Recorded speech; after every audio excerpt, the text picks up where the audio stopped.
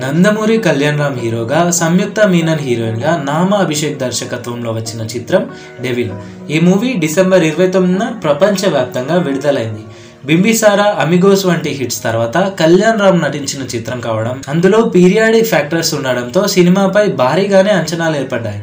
అయితే ప్రేక్షకుల అంచనాలను ఈ మూవీ అందుకుందా? ప్రేక్షకుల నుంచి మంచి మార్కులు పడ్డాయా? ఈ రివ్యూలో తెలుసుకుందాం. సుభాష్ చంద్రబోస్ సుమారు 4 ఏళ్ల పాటు విదేశాల్లో ఉండి 1945లో ఇండియాకు వచ్చేందుకు సిద్ధమవుతాడు. ఆయనను ట్రేస్ చేసేందుకు బ్రిటిష్ సీక్రెట్ సర్వీస్ తమ బెస్ట్ ఏజెంట్ డెవిల్ పాత్రలో ఉన్న కళ్యాణ్ రామ్ ను రంగంలోకి దించుతుంది. ఆ విషయం బయటపడకుండా రాసపాడు అనే ఊర్లో జరిగిన జమీందారు కూతురు విజయ హత్య కేసు ఇన్వెస్టిగేషన్ చేయడం కోసం పంపుతారు.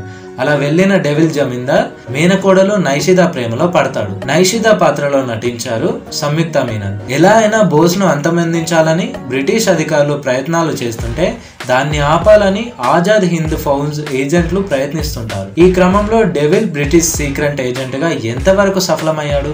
బోస్ ను బ్రిటిష్ అధికారుల నుంచి కాపాడాలని ప్రయత్నించిన త్రివర్ణ ఎవరు?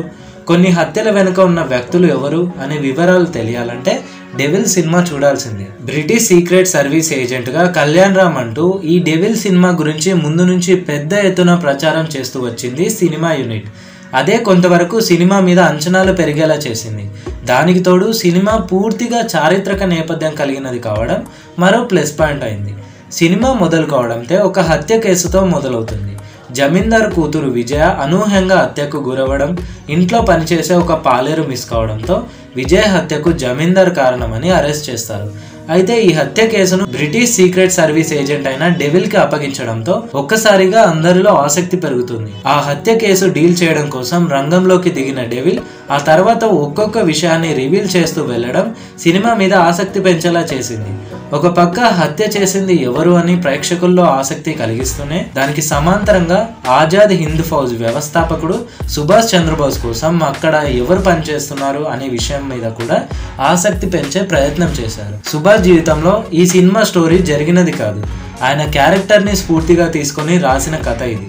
ఇమాజినేషన్ తో కూడిన ఈ కథ బాగానే ఉన్న ప్రెజెంటేషన్ చేయడంలో డైరెక్టర్ కాస్త తడబడ్డాడు. అక్కడ ఫోకస్ పెట్టుంటే సినిమా మంచి ట్రాక్ లో నడిచేది.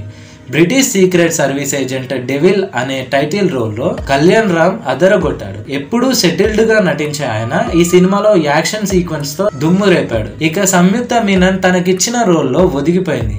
మాలవిక పాత్ర ఉన్నంతలో బాగా నటించింది. అజయ్, శ్రీకాంత్ అయ్యర్, సత్య, వశిష్ఠ సింహ, జబర్దస్త్ మహేష్, షఫీ వంటి వారు తమ పాత్రల పరిధి మేరకు నటించారు. స్వాతంత్ర ఉద్యమం కాలం నాటి ప్రపంచాన్ని సృష్టించడం చిన్న విషయం కాదు. ఆ మ్యాటర్లో టెక్నికల్ టీమ్ సక్సెస్ అయింది. 2 పాటలు బాగుంటాయి. బ్యాక్గ్రౌండ్ మ్యూజిక్ సూపర్ గా ఉంటుంది. ఇమాజినేషన్ తో రాసుకున్న ఈ కథ ఇన్వెస్టిగేటివ్ థ్రిల్లర్ ని తలపించి ప్రేక్షకుల దగ్గర పర్లేదు అనేలా మార్కులు కొట్టేస్తుంది. ఈ రివ్యూ మీకు ఎలా అనిపించిందో కామెంట్ చేయండి. నచ్చితే లైక్ చేసి షేర్ చేయండి. ఇలాంటి interesting and informative cinema reviews కోసం వెంటనే మన ఛానల్ ని సబ్స్క్రైబ్ చేసి పక్కనే ఉన్న బెల్ ఐకాన్ ని యాక్టివేట్ చేయండి. Thank you.